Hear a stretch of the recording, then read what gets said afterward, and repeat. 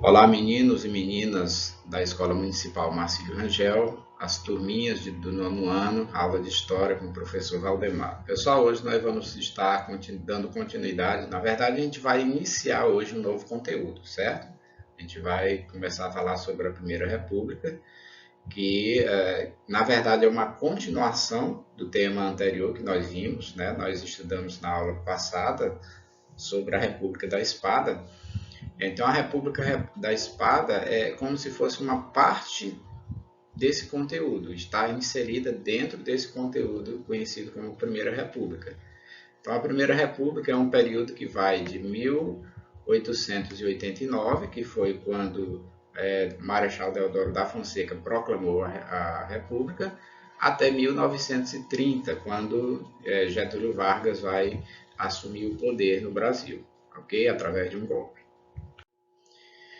Primeira República, o que foi? Após o acontecimento de 15 de novembro de 1889, né, que vocês já sabem que foi a proclamação da República no dia 15 de novembro de 1889, após esse acontecimento iniciou-se no país o que ficou conhecido como Primeira República, ou seja, o período histórico marcado pelo início de uma nova forma de governo, certo?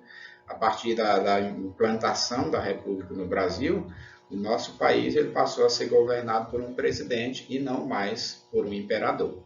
Então, a Primeira República ela tem início em 1889, né, o ano em que foi proclamada a República, e perdurou até 1930, quando Getúlio Vargas chegou ao poder com a Revolução. Né? No ano de 1930, Getúlio Vargas ele vai dar um golpe e vai assumir o poder no Brasil. Então, a Primeira República ela vai de 1889, o ano em que foi proclamada a República, até 1930, quando Getúlio Vargas toma o poder através de um golpe da Revolução. Né? Características da Primeira República. Uma das principais características da Primeira República foi o domínio das oligarquias. Oligarquias. O que é isso, prof? Gente, oligarquias eram grupos, né? O que eram as oligarquias? As oligarquias eram grupos de poder liderados por detentores de terras. Né? As oligarquias eram, digamos, a classe rica daquela época, né? Era formada pelas as pessoas que eram proprietárias de terra, aqueles que tinham condições na época, certo? Então, esse período ele também ficou conhecido como a República Oligárquica, exatamente por conta disso, né? Porque as oligarquias, os grandes proprietários de terras, eram quem dominava, né?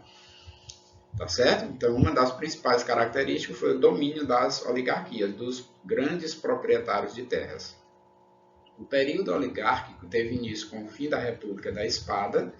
Nós falamos na aula anterior, né, que a República da Espada foi a primeira parte, né, a primeira fase da República no Brasil, quando foi dominada, quando o país foi governado por dois militares, o Marechal Deodoro da Fonseca, que foi quem proclamou a República e se tornou o primeiro presidente, e depois que ele renunciou ao governo, o outro marechal, né, o Floriano Peixoto, vai assumir o governo do Brasil. Então, o período teve início com a República, com o fim da República da Espada, né? Terminou a República da Espada, começou esse período oligárquico, né? Então, foi um período governado por ex-militares. A partir disso, diversas ações marcaram a República oligárquica, como o mandonismo, o clientelismo e o coronelismo, que a gente vai entender um pouco mais nos próximos slides, ok? Então, pessoal, essas três maneiras de controlar o poder na política, né, que nós falamos no slide anterior, o mandonismo, o clientelismo, o coronelismo, elas fortaleciam a elite agrária, que eram a classe rica, né, do país, os grandes proprietários de terra, os grandes fazendeiros. Com isso, principalmente os coronéis, esses coronéis aqui, gente, não tem nenhuma relação com o coronel da polícia ou coronel do exército. Eles não eram militares. Esses coronéis, na verdade, eles eram grandes proprietários de terra, grandes fazendeiros, que tinham uma influência muito grande, né, na região em que eles viviam e que controlava toda a população da região em que ele vivia através de favores que eles faziam, né? Como eles tinham muitas condições, eram ricos, eles ofereciam alguns favores, faziam favores para a população e em troca, né, desses favores as pessoas votavam no candidato do coronel, ok? Então esse tipo de voto ele ficou conhecido como voto de cabresto, né, que nós destacamos bem aqui, ó. Voto de cabresto era um tipo de voto em que o coronel fazia um favor para a pessoa e recebia em troca o voto da pessoa no candidato que ele indicava, tá?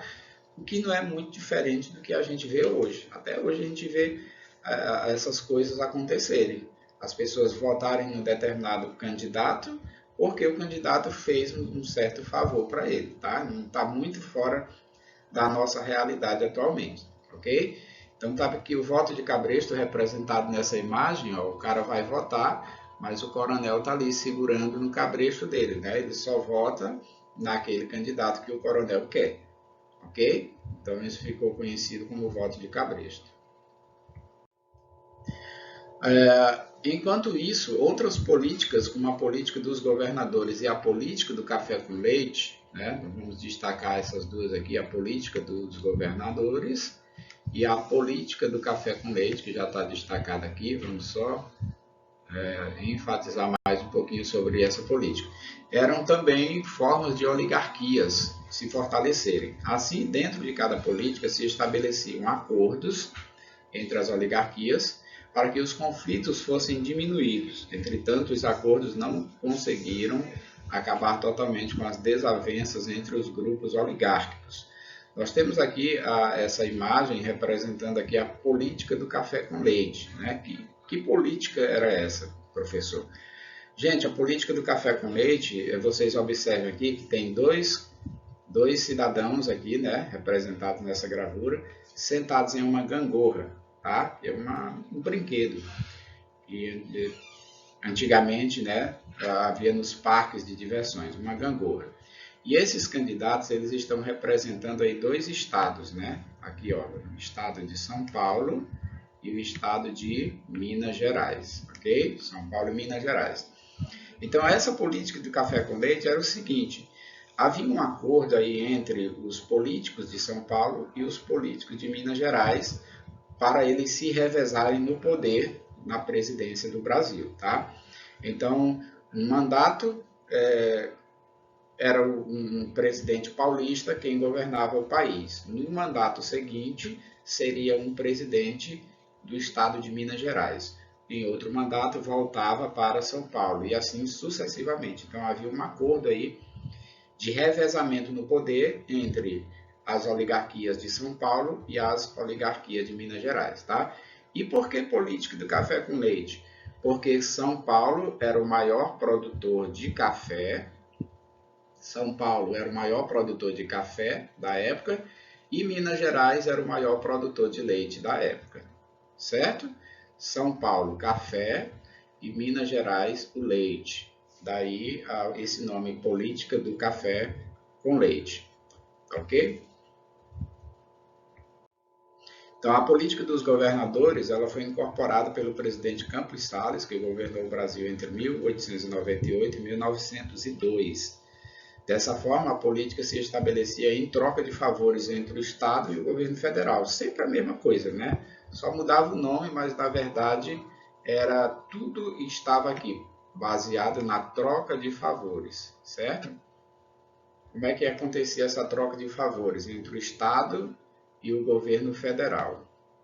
Estado e governo federal. Então, o governo era responsável por apoiar a oligarquia que possuía o maior poder em relação às demais oligarquias. Em troca, a oligarquia detentora de maior poder deveria apoiar os candidatos políticos referentes ao governo. Vamos simplificar aqui. O governador do estado, né, ele apoiava o governo federal, ok? E em troca o governo federal ajudava o estado, uma troca de favores, aquela coisa de uma mão lava a outra, né? Então o governo federal ele dava toda a autonomia para o governador do estado, certo? O governo do estado tinha toda a autonomia, toda a autoridade dentro do seu estado, e em troca dessa autonomia, o estado, o governador do estado, ele apoiava o governo federal, né, elegendo os seus representantes, ok?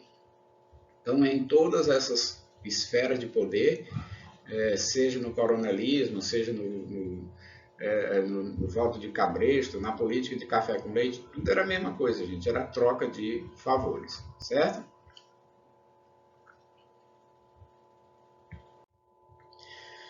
Política do café com leite. No período oligárquico, São Paulo e Minas Gerais, né, nós já falamos, São Paulo e Minas Gerais eram as oligarquias que se mantiveram no poder por mais tempo. Ou seja, enquanto São Paulo era um dos estados que mais produzia café, Minas Gerais era o maior produtor de leite. Assim, os dois estados fizeram um pacto que houvesse o revezamento de lideranças dentro do cenário político. Então, esse pacto visava o quê? A alternância entre candidatos à presidência dos dois estados, né? Quais são os dois estados? São Paulo e Minas Gerais. Ok? Então, os presidentes nesse período aí ou eram de São Paulo ou eram de Minas Gerais, na chamada política do café com leite. Pessoal, um dos fatos mais marcantes que aconteceu nesse período conhecido como Primeira República foi a promulgação da Constituição de 1891, tá certo? Então, uma nova Constituição no país, que vai substituir a Constituição de 1824, que havia sido outorgada pelo então imperador Dom Pedro I, tá? Dentre as principais leis, né, dessa Constituição de 1891 foi o direito de voto aos maiores de 21 anos, certo? Até então, só quem votava no Brasil eram os grandes proprietários de terra, aqueles que tinham uma renda, né, mais vultuosa, que eram as pessoas ricas da sociedade, eram aqueles que tinham o direito de votar. Então, com a Constituição de 1891, os homens maiores de 21 anos passaram a ter direito de votar, certo? Tivemos também nessa Constituição a liberdade de culto, tá certo? Até então, só havia uma religião oficial no Brasil, né, que era a religião católica. Então, com essa Constituição, o brasileiro ele passa a ter liberdade de culto, ou seja, ele passa a ter direito de optar por uma outra religião, certo? Ou de não ter religião. Então, ele passa a ter liberdade. A obrigatoriedade do casamento civil, que também não era obrigado, passa a ser, né, com a Constituição de 1891. E uma observação aqui, gente, com relação ao voto, né? Apenas pessoas que sabiam ler e escrever, só quem sabia ler e escrever detinha o direito de votar no país, né? Entretanto, soldados e religiosos não faziam parte desse grupo, e também as mulheres, né? Nem os soldados, nem os religiosos, nem as mulheres podiam votar, mesmo sendo maiores de 21 anos, tá? As mulheres só vão alcançar esse direito de voto aqui no país a partir da Constituição de 1934, ok? Pessoal, nós ficamos por aqui. Até o nosso próximo encontro. Tchau, tchau.